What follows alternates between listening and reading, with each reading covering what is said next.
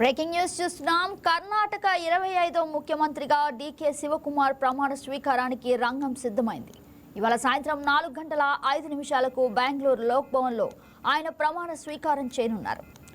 అయితే ఈ వేడుకకు కాంగ్రెస్ అగ్రనేత రాహుల్ గాంధీ, తెలంగాణ సీఎం రేవంత్ రెడ్డి కూడా హాజరు కానున్నారు. ఈ నేపథ్యంలో బెంగళూరు పోలీసులు కట్టుదిట్టమైన భద్రతా ఏర్పాట్లు చేశారు. ముఖ్యమంత్రితో కలిపి గరిష్టంగా 34 మందికి మాత్రమే మంత్రివర్గంలో చోటు కల్పించే అవకాశం ఉంది. అయితే ఆశావహుల సంఖ్య భారీగా ఉండడంతో తొలి పరీక్షలోనే డీకే శివకుమార్కు గట్టి సవాలు ఎదురవుతుంది. కుల సమీకరణలు, ప్రాంతీయ సమతుల్యత, సిద్ధరామయ్య వర్గానికి చెందిన నేతలకు సమన్యాయం జరిగేలా అధిష్టానం కసరత్తు చేస్తుంది.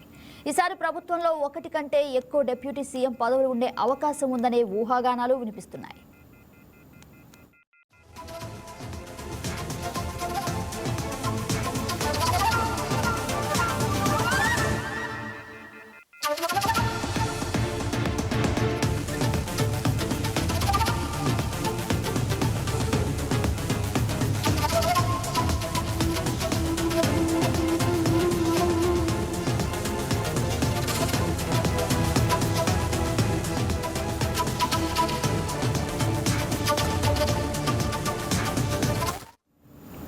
ప్రమాణ స్వీకార వేడుకకు భారీగా తరలివచ్చే వీఐపీలు, అభిమానులను దృష్టిలో ఉంచుకుని బెంగళూరు పోలీసులు నగరాన్ని హై సెక్యూరిటీ జోన్గా మార్చారు.